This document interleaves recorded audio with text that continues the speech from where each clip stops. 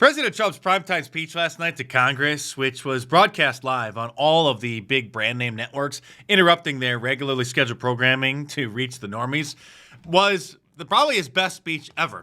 Technically, it was not the State of the Union address. A lot of people are calling it that. Technically, it is the address to the joint session of Congress. A State of the Union address occurs after a president has been in office for about a year, so that will occur next year. But whatever you want to call it, it was brilliant. And the Democrats look like complete clowns. Here he is entering the House chamber, and you can see a lunatic Democrat there has a sign protesting, saying this is not normal. Well, of course, they're not normal. And just wait for it. Another guest there, I don't know who this is, then sees the sign, takes it, and throws it away. Bye-bye! Then he proceeded to hit home run after home run after home run, humiliating the Democrats right to their face.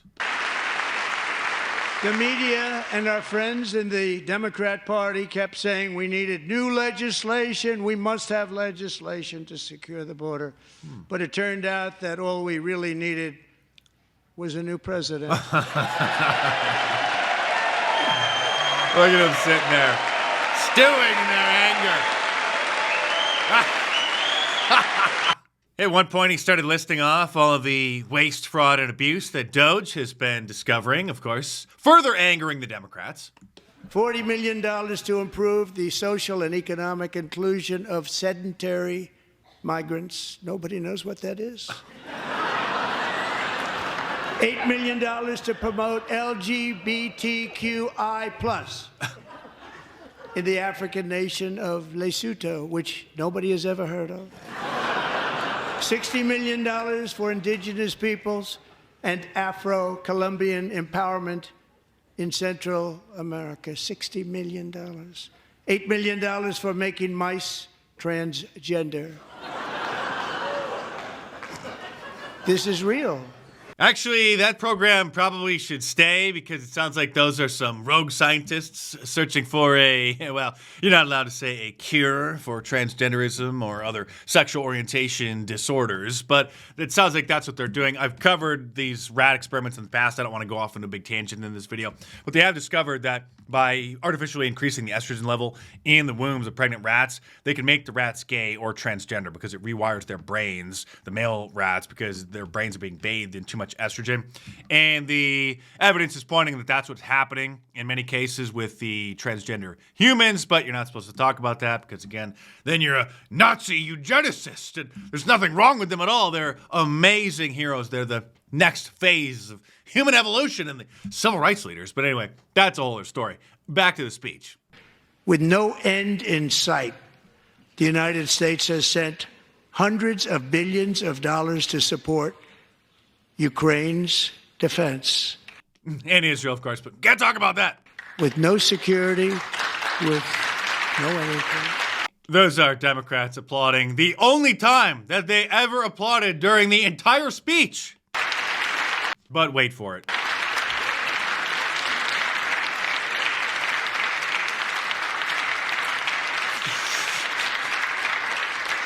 Yay, wasting hundreds of billions of tax dollars on a war halfway around the world again. Things that the Democrats used to oppose. I'm sure there's some neocons applauding there as well. Do you want to keep it going for another 5 years? Yeah, you would say Pocahontas says yes.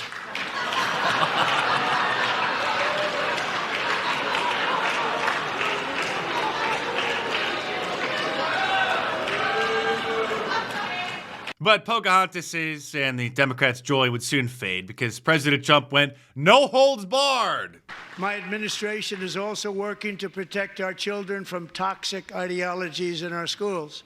A few years ago, January Littlejohn and her husband discovered that their daughter's school had secretly socially transitioned their 13-year-old little girl. Teachers and administrators conspired to deceive January and her husband while encouraging her daughter to use a new name and pronouns. They, them pronoun, actually, all without telling January, who is here tonight and is now a courageous advocate against this form of child abuse. January, thank you. Amazing. Thank you. Thank you very much. Remember when these topics were considered to be fringe topics, when only us independent, crazy YouTubers were talking about them, and we were framed as being out of touch and just nitpicking isolated instances? Because we're getting wokeness out of our schools and out of our military, and it's already out, and it's out of our society. We don't want it. Well, it's not out, but we're working on it, sir, but we get the point. We appreciate the support. Wokeness is trouble. Wokeness is bad. It's gone. It's a mental illness. It's gone. It's a social cancer. It's satanic. And we feel so much better for it, don't we? Yes. Don't we feel better? We're making progress. It's definitely not gone. We got a lot of work to do, but finally, conservatives have grown a spine. In order to protest President Trump's speech, a bunch of dimwit Democrats brought signs with them, looking like they were at a silent auction, which read, "False, Musk steals, and lies." Because they're not just in denial about all the waste, fraud, and abuse that has been going on, that Doge is discovering more by the day. They are obviously encouraging it and love it. Over 130,000 people, according to the Social Security databases, are age over 160 years old.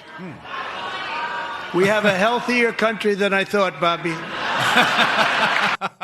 And once again, I look at the Democrats in front of me, and I realize there is absolutely nothing I can say to make them happy or to make them stand or smile or applaud. Nothing I can do. I could find a cure to the most devastating disease, a disease that would wipe out entire nations, or announce the answers to the greatest economy in history, or the stoppage of crime to the lowest levels ever recorded. And these people sitting right here will not clap, will not stand, and certainly will not cheer for these astronomical achievements. They won't do it, no matter what. Five times I've been up here. It's very sad, and it just shouldn't be this way. The Democrats were so upset that Congressman Al Green, the human Sasquatch, stood up and interrupted Trump's speech and wouldn't sit down. Mr. Green, take your seat. Take your seat, sir. He's saying there's no mandate. This was after President Trump pointed out that we won the Electoral College and the popular vote and the House and the Senate. Take your seat. Finding that members continue to engage in willful and concerted disruption of proper decorum, the chair now directs the Sergeant-at-Arms to restore order. Remove this gentleman from the chamber. He should be arrested for disorderly conduct. None of his fellow Democrats were telling him to shut up, telling him to sit down. They just sat there completely silent, endorsing what he was doing. And at this point, they should really just manhandle him and just pick him up and drag him out of the building. This is an embarrassment. This is weakness. It's time to go Cobra Kai on the Democrats and show no mercy. Again, at this point, they literally should have been dragging him out of the building. Many of the Democrat women, including that one who identifies as a woman and calls themselves Sarah McBride, the first transgender person in Congress, wore pink to supposedly signify that they support women, even though they actually don't support women because they oppose stopping biological men from competing against women in sports and from invading their personal spaces in places like bathrooms and showers. And their dumb little placards made for some fun photoshopping by the meme makers, resulting in memes like this and this. This is not a meme, however. This is Congresswoman Ilhan Omar, who pretends that she's a Muslim, even though she doesn't believe in or do anything that actual Muslims do, because Muslims aren't liberals. Muslims don't support the LGBT community. And apparently she just came there with her laundry wrapped around her head. Real Muslims do what the ones who took over that city council in that Michigan city I don't know how to pronounce it, Hamtramck or something.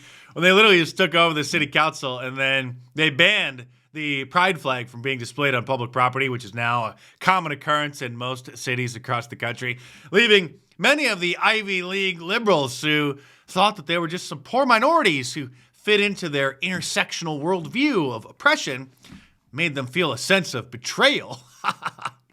And the Democrat foot soldiers look like they're just about all protested out because this is the crowd that showed up in order to protest President Trump's speech in Congress. And get a load of what this California Democrat said, Representative Sidney Kamlagar-Dove. You don't care about this country, and that is unacceptable if you claim to be the president of the United States. So we are here. We are not going anywhere. We are going to continue to fight back, and we are going to continue to speak lies to his truth, to his stealing, and to his cheating.